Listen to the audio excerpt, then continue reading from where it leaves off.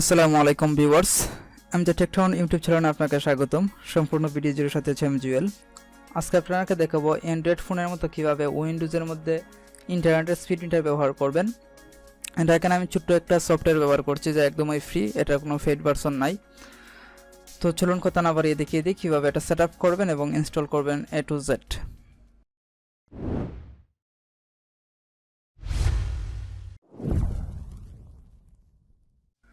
তো প্রথমে একটা ব্রাউজার ওপেন করবেন।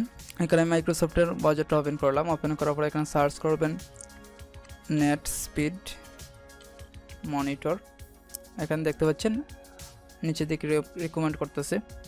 তো এখানে দেখতে পাচ্ছেন এখানে সাজেশন করতেছে নেটস্পিড মনিটর, এটার মধ্যে ক্লিক করবেন। তারপর এখানে দেখতে পাচ্ছেন ওখানে অনেকগুলো ওয়েবসাইট আছে। তো এখানে আমরা প্রথম যেটা পাই সেখান থেকে ডাউনলোড করে নেব, যে কোনো একটা থেকে ডাউনলোড করলেই হবে, কোনো সমস্যা নেই।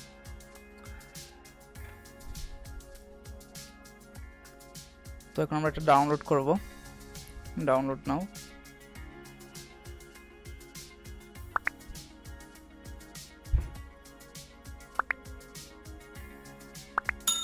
একটু সময় ওয়েট করতে হবে। দেখেন ডাউনলোড হচ্ছে এবং অলরেডি ডাউনলোড হয়ে গেছে। এখন আমরা এটি ফাইলের মধ্যে ওপেন করব।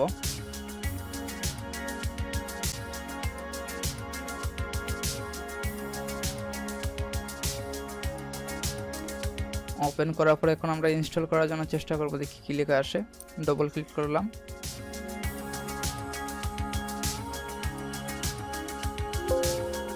তারপর দেখবেন এই এরর মেসেজটা আপনি পাবেন, যেটা হচ্ছে operating system not supported Windows XP. এখানে অনেকগুলো ভার্সন দিয়েছে। তো তারপর এখানে ওকেতে ক্লিক করবেন। এটা এইভাবে নর্মাল ইনস্টল হবে না। তো ওকেতে ক্লিক করব, তারপর ফিনিশড। তো এটার মধ্যে রাইট ক্লিক করব। রাইট ক্লিক করার পর এখানে দেখতে পাচ্ছেন প্রপার্টিস আছে নিচের দিকে, এটার মধ্যে ক্লিক করবেন। ক্লিক করার পর এখানে দেখতে পাচ্ছেন কম্প্যাবিলিটি নামে একটা অপশন আছে, এটার মধ্যে ক্লিক করবেন। তারপর হচ্ছে এটার মধ্যে টিক মার্ক দিবেন, run this program in the compatibility mode. তো এটাতে টিক মার্ক দেওয়ার পরে এখানে দেখতে পাচ্ছেন প্রিভিয়াস ভার্সন উইন্ডোজ, এটা সিলেক্ট করবেন, অলরেডি সিলেক্ট করাই আছে। তারপর অ্যাপ্লাই এর মধ্যে ক্লিক করবেন। তারপর ওকে এর মধ্যে ক্লিক করবেন। ওকেতে ক্লিক করার পর এখানে আবার আমরা ডাবল ক্লিক করব।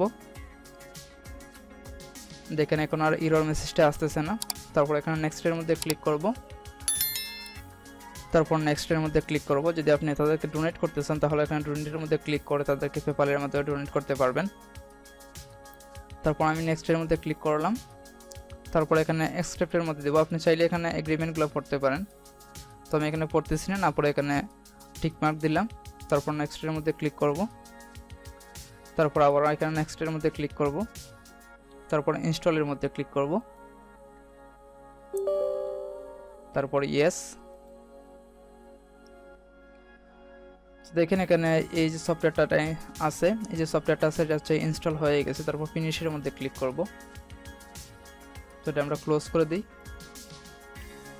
ক্লোজ করার পর এখানে দেখি কোনো ধরনের আসছে কিনা। এখানে দেখেন টাস্কগুলো এড হয়নি। এখানে ইওর মধ্যেও নাই, স্টার্টের মধ্যেও নাই। তো আমাদেরকে এখন সেটিংয়ে যেতে হবে। তো আমি এখানে স্টার্টের মধ্যে ক্লিক করলাম, তারপর সেটিংয়ে যাব। সেটিংসে গেলাম, যাওয়ার পর এখানে অ্যাপসের মধ্যে যাব। অ্যাপস থেকে এই সফটওয়্যারটাকে খুঁজে নিব, কোথায় আছে দেখি। যে দেখেন এটা কিন্তু ইনস্টল হয়ে আছে কিন্তু এখানে এখনো আসে নাই। তো আমাদেরকে এখন এটা মডিফাই করতে হবে। এটার মধ্যে ক্লিক করলাম, তারপর মডিফাইতে ক্লিক করব। তারপর নেক্সটে ক্লিক করব। তারপর হচ্ছে রিপেয়ারের মধ্যে ক্লিক করতে হবে। তারপর রিপেয়ার। তারপর ইয়েস এর মধ্যে ক্লিক করবেন। তারপর আবার এখানে ফিনিশের মধ্যে ক্লিক করবেন। তারপর দেখেন এখানে লিখে আসছে do you want to net speed monitor toolbar on your taskbar. তো এটা এই অপশনটা আসার পরে এখানে ইয়েস এর মধ্যে ক্লিক করবেন, মানে আপনি কি এই যে টাস্কবারের মধ্যে এটা এড করতে চান কিনা। তো পারমিশন চাচ্ছে, তো আমি এখানে ইয়েস এর মধ্যে ক্লিক করব। ক্লিক করার পর এখানে একটা কথা বলে রাখি, এখানে দেখেন যে একটা option select your network interface. এখানে যারা ওয়াইফাই ইউজ করেন বা ইথারনেট ইউজ করেন, অনেকে অনেকভাবে ইউজ করেন। তো আমি এখানে ইথারনেট ইউজ করতেছি। তো এখানে আমার অটোমেটিক যেটা দেওয়া আছে আমি এটাই সিলেক্ট করে রাখলাম। যদি আপনার এটার মধ্যে না আসে তাহলে দেখবেন এখানে ভিতরে আরোগুলো অপশন পাবেন, তাহলে অন্যগুলো সিলেক্ট করবেন। তো আমি এখানে সেভে ক্লিক করলাম। সেভে ক্লিক করার পর এখানে দেখতে পাচ্ছেন এই যে এখানে স্পিডটা এখানে দেখতে পাচ্ছেন দেখাচ্ছে কত স্পিডে চলতেছে।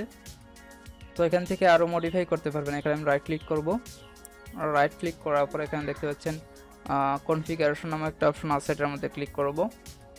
এটার মধ্যে ক্লিক করার পর এখানে দেখতে পাচ্ছেন আপনি কিভাবে দেখতে যাচ্ছেন, এটা হচ্ছে কেবি মানে বিটের মতো দেখাচ্ছে। তো এখানে কেবিএস সিলেক্ট করতে পারবেন, এবিএস সিলেক্ট করতে পারবেন, আপনি যে কোনো একটা সিলেক্ট করতে পারবেন। তো আমি এখানে কেবিএসটা সিলেক্ট করলাম। সিলেক্ট করার পরে এখানে দেখতে পাচ্ছেন এই যে আপনি ল্যাঙ্গুয়েজ চেঞ্জ করতে পারবেন। তারপর হচ্ছে অটোমেটিক আপডেট, এটা চাইলে আপনি এটা অফ করতে পারেন, অথবা রেখে দিতে পারেন যাতে আপডেট আসলে আপনাকে অটোমেটিক আপডেট হয়ে যায়। তো আমি এটা অফ করে দিলাম।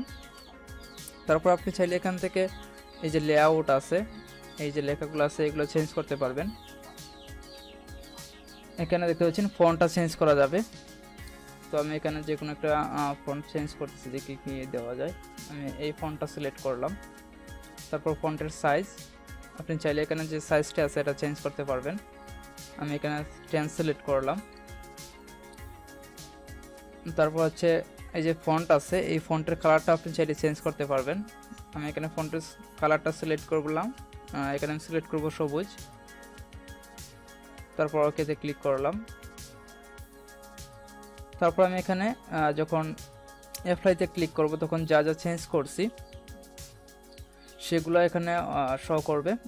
তো আমি এখানে এটা করার আগে আরও একটা বিষয় দেখিয়ে দিচ্ছি। এখানে দেখতে পাচ্ছেন এখানে ডি দিয়ে বোঝাচ্ছে ডাউনলোড এবং ইউ দিয়ে দেখাচ্ছে আপলোড। আপনি চাইলে এখানে ফুল নেম দিতে পারবেন, DOWNLOAD ডাউনলোড, এবং আপনি চাইলে এখানে ইউ থেকে চেঞ্জ করে আপলোড লিখতে পারবেন, UPLOAD। তারপর অ্যাপ্লাইতে ক্লিক করব। দেখেন এই যে লেখাটা এটা বড় হয়ে গেছে এবং ফন্টগুলো চেঞ্জ হয়েছে। এবং আরেকটা বিষয় এখানে আমি যেটা আগে বলছিলাম যে আপনি চাইলে এখান থেকে চেঞ্জ করতে পারেন ইন্টারফেস। তো এখানের মধ্যে রাইট ক্লিক করার, তারপর এখানে কনফিগারেশনের মধ্যে ক্লিক করবেন।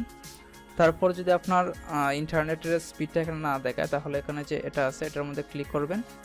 ক্লিক করার পরে দেখবেন যে আপনার যে আরও বিভিন্ন অপশন আসবে এখানে। যেহেতু আমি এখানে ভার্চুয়াল মেশিন থেকে দেখাচ্ছি তাই শুধু এখানে একটা সেটিং দেখাচ্ছে। তো এটার মধ্যে ক্লিক করার পর আপনি এখান থেকে চেঞ্জ করে তারপর অন্য একটা সিলেক্ট করবেন।